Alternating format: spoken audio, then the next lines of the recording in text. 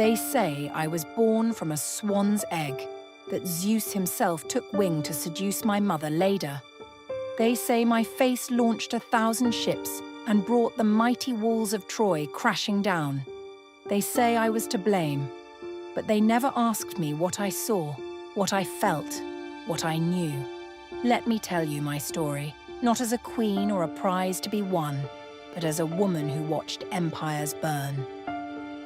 I learned early that beauty is a curse disguised as a blessing. From my first steps, I felt the weight of men's stares, heavy as bronze armor across my shoulders. My father, or the man who claimed to be my father, King Tyndareus of Sparta, saw me not as a daughter but as a piece in his political game. When I was still a child, I watched the suitors arrive like wolves circling prey, their promises of devotion thinly veiling their hunger for power. They came from every corner of Greece, these princes and kings. I remember their names still. Odysseus with his clever eyes, Ajax with his warrior's stance, Diomedes, Idomeneus, and so many others. Each brought gifts, each swore oaths, each imagined himself worthy of possessing me. I was 12 years old when the bidding began in earnest. The choice fell to Menelaus, brother of mighty Agamemnon. I was not consulted. My hand, and with it, the kingdom of Sparta, passed to him like a prized amphora at a symposium. I learned to be a queen, to wear my crown as I wore my beauty, like armor against the world. I bore him a daughter, Hermione, and for a time I thought perhaps this would be enough. But then came Paris. Ah, Paris. They paint him as a seducer, a thief in the night, who stole Menelaus's greatest treasure. They don't speak of how he looked at me as though seeing past the face that had become my prison. They don't tell of how he spoke to me of Troy's gardens, of its music, of a world beyond the stark warrior culture of Sparta. Was I seduced? Perhaps. Was I enchanted by the promise of choice, of agency, of something that might be love? Absolutely. I won't lie to you. I went willingly. The night we fled, the moon hung low and red over the Spartan hills, like an omen in silver and blood. I knew even then that my choice would bring chaos, but I had lived my entire life as property, first my father's, then my husband's. The consequences seemed a fair price for a taste of freedom. Oh, how naive I was.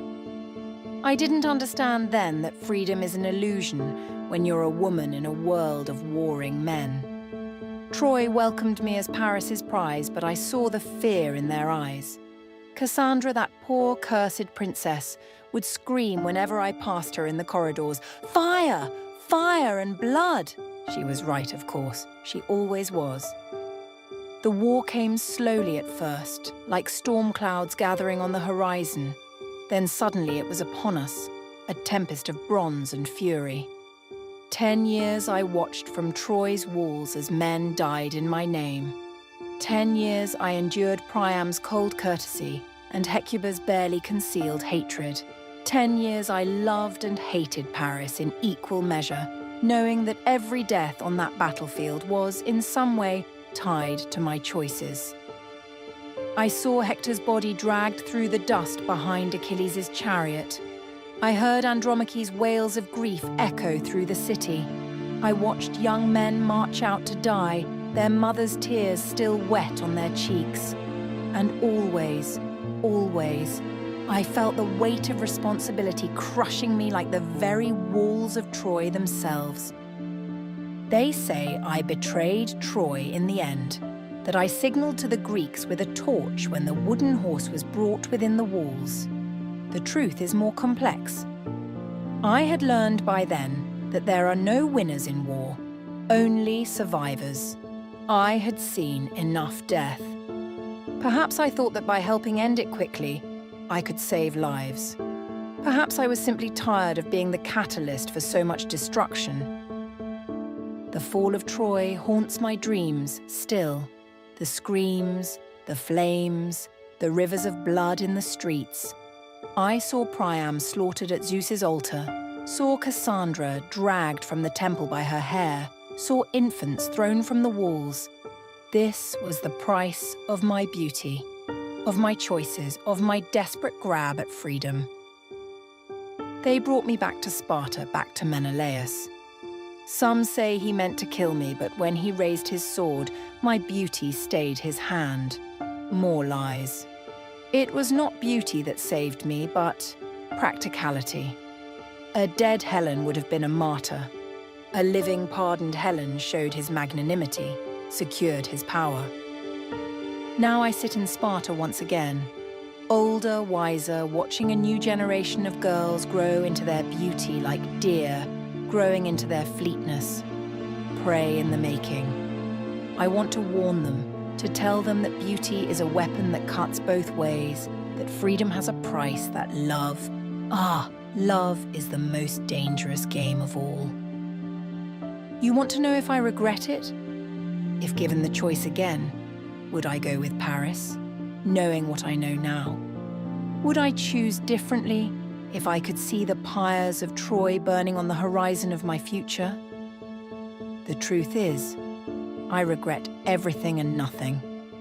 I regret the deaths, the destruction, the families torn apart. But I do not regret refusing to be a passive piece in men's games of power. Some nights, when the moon is full and the wind carries the scent of burning olive wood, I stand at my window and wonder, was it worth it? 1,000 ships, a 10-year war, the fall of a great city, all for the love of a face? Or was I merely the excuse men needed to wage the war they always wanted? Listen carefully, for here is the truth that history forgets. I was never just Helen of Troy or Helen of Sparta. I was Helen. I am Helen. And like the cities that burned in my wake, I am still here, watching, waiting, wondering which beautiful young girl will be next to bring kingdoms to their knees. The poets sing of my beauty still, but they never mention how it feels to wear the weight of 10,000 deaths, like a crown of thorns.